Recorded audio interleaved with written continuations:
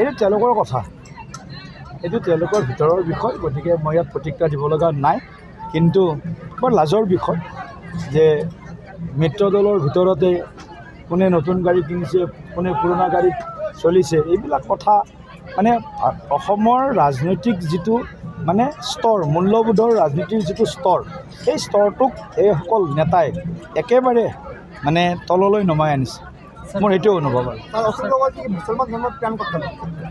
এতিয়াতো মানে তেওঁৰ কথাবিলাকত তেনেকুৱা লাগে।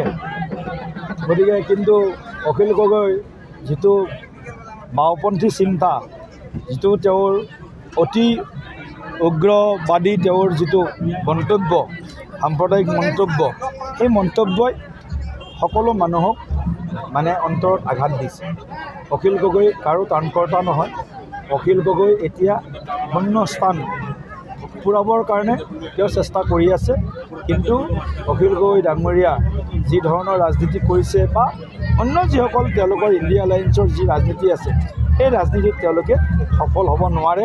অনাগত 20-25 বছৰ তাৰপিছত নাজানো কি হয়, কিন্তু 20-25 বছৰ বিৰোধীয়ে অসমত শাসনলৈ অহাৰ সপোন বাদ দিয়ক। এইটো তেওঁলোকৰ কথা, এইটো তেওঁলোকৰ ভিতৰৰ বিষয়। গতিকে মই ইয়াত প্ৰতিক্ৰিয়া দিব লগা নাই। কিন্তু বৰ লাজৰ বিষয় যে মিত্ৰ দলৰ ভিতৰতে কোনে নতুন গাড়ী কিনিছে, কোনে পুৰণা গাড়ীত চলিছে, এইবিলাক কথা মানে অসমৰ ৰাজনৈতিক যিটো মানে স্তৰ, মূল্যবোধৰ ৰাজনীতিৰ যিটো স্তৰ, সেই স্তৰটোক এইসকল নেতাই একেবাৰে মানে তললৈ নমাই আনিছে। মোৰ সেইটোৱে অনুভৱ। এতিয়াতো মানে তেওঁৰ কথাবিলাকত তেনেকুৱা লাগে।